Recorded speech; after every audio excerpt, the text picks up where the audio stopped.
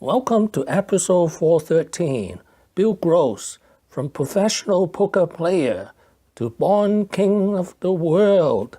This is an outline of episode 413. There are two reasons why we study Bill Gross. First, he's the Bond King of the World. Second, he's the first person to manage hundreds of billions of dollars of bonds. Let us meet Bill Gross. He's a sort of an upside-down guy, and he's the healthiest billionaire I ever known. There's lots of studies on a 100-year history of maturities and how they perform.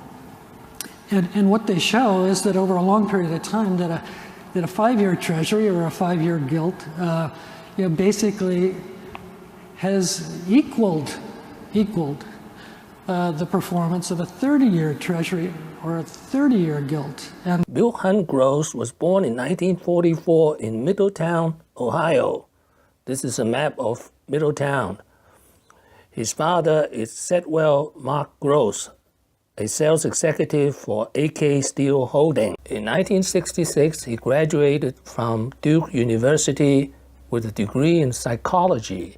Then he was a professional poker player for a short time.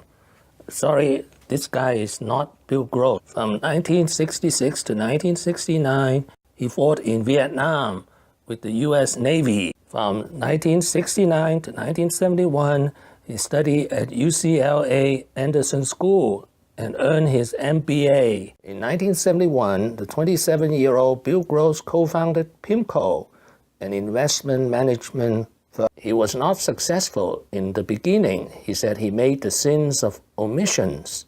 He rejected Warren Buffett and Sam Walton. in 74, 75, some of them were sins of commission and some were sins of omission. Let me speak to the omission in terms of what we didn't do properly. There were two gentlemen in 1975 that came by Pacific Mutual, which was the owner of PIMCO, and PIMCO's offices. Names were Charlie Munger and Warren Buffett, and they were looking for a loan, for a $10 million loan for a company called Berkshire Hathaway. Seemed like a funny company. Had a dilapidated industrial complex in the Northeast and the See's Candy store just down the street here. Blue chip stamps, but not much else. And they were reputable, smart, intelligent people, but in terms of a loan to that company, it just didn't seem right for PIMCO. So we passed on that loan. That was a sin of omission, a mistake, obviously, based on where Berkshire Hathaway went. About a week later, I went off on a plane trip to a small town in Arkansas called Bentonville. And I was picked up by a gentleman called Sam Walton in a pickup truck with his two sons and his dog named Dan. The two sons and Sam would drive me around town and show me the Walmart. All the while, with their dog named Dan, they'd yell, "Get him, Dan! Get him, Dan!" when a dog or a cat would cross the street. And they showed me their Walmart, and they wanted to expand into Iowa and Ohio and so on. They seemed like very high-character, reputable people, but the store and the idea decided to pass for PIMCO. Again, Pacific Mutual took the loan. Small, and the assets, the property, just didn't seem to be worthy of a $10 million loan. Now, the sins of commission. He invested $5 million in a company called ITEL. Flew up to San Francisco. This company called ITEL, not Intel, ITEL.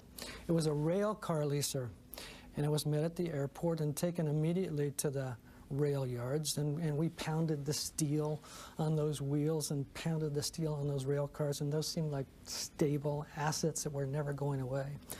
Then they took me to the headquarters in downtown San Francisco, 30 stories high, view of the Golden Gate, carpets this thick, secretaries, and they called them secretaries back then, not assistants, secretaries that were good looking. I said, now this is a company. Oh no. Carpets, secretaries, rail cars that you can touch and feel, and the steel. So the loan was made.